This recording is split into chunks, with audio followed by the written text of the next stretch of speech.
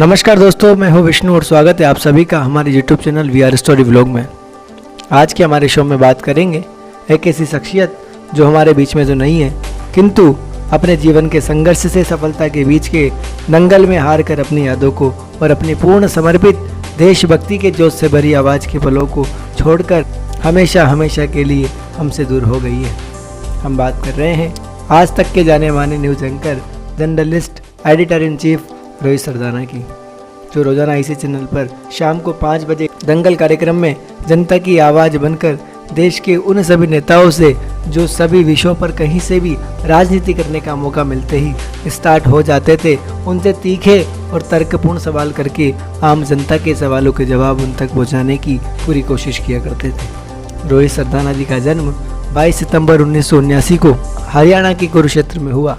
स्कूली शिक्षा हासिल करने के बाद गुरु Jambheshwar university of science and technology से सन 2002 से 2004 में उन्होंने मास कम्युनिकेशन में स्नातक की उपाधि हासिल की। उनकी शादी प्रमिला दीक्षित जी से हुई। 2004 से ही भारतीय हिंदी न्यूज़ चैनल जी न्यूज़ में एक executive editor, anchor, news presenter और हिंदी भाषी कार्यक्रम को होस्ट करने लगे। जी न्यूज़ पर ताल ठोक के शो को होस्ट करके एक बड़ी पहचान बनाने में सफलता हासिल की।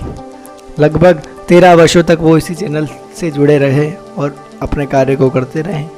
इसके बाद वे इन्हीं पदों पर आज तक हिंदी न्यूज़ चैनल, जो कि भारत का एक प्रमुख न्यूज़ चैनल है, इसमें वे कार्य करने लगे और दंगल नामक शो को होस्ट करने लगे, जिससे उन्होंने एक उच्च स्तरीय स्थान पत्रकारिता के क्षेत्र में हासिल कर लिया।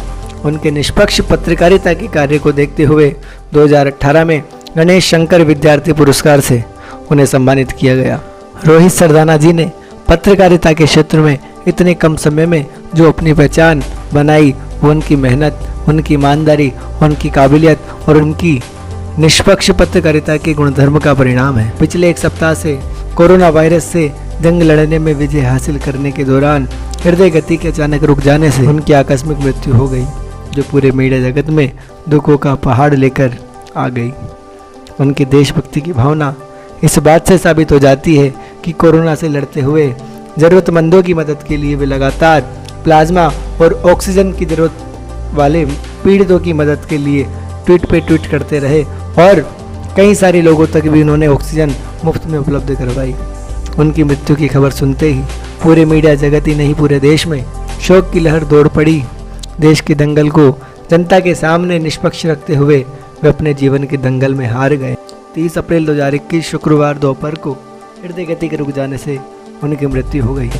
रोहित सरदाना जी ने 21 वर्षों तक पत्रकारिता के क्षेत्र में देश की सेवा की है। एक बात रोहित सरदाना जी हमें सिखा के जाते हैं, चाहे हमारी ज़िंदगी कुछ ही संक्षिप्त वर्षों में पूरी हो जाए, लेकिन जिस दिन हमारी मौत का पैगाम आए उस दिन करोड़ों लोगों की आंखें नम होनी चाहिए, करोड़ों लोगों की आंखों में आंसू हमारे लिए होने चाहिए।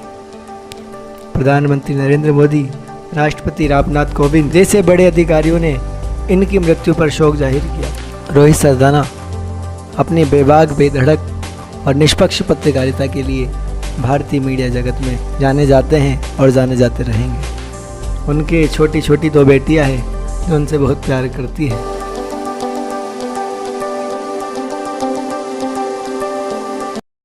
भगवान इनकी आत्मा को अपने चरणों में स्थान दे और परिवार को इस आकस्मिक आघात को सहन करने की शक्ति प्रदान करें। रोहित जिस दुनिया में तो नहीं है, लेकिन हमेशा हमारे दिलों में रहेंगे, हमें सिखाते रहेंगे और नेताओं को आईना दिखाते रहेंगे। भगवान इनकी आत्मा को शांति प्रदान करे। जय हिंद, जय भारत।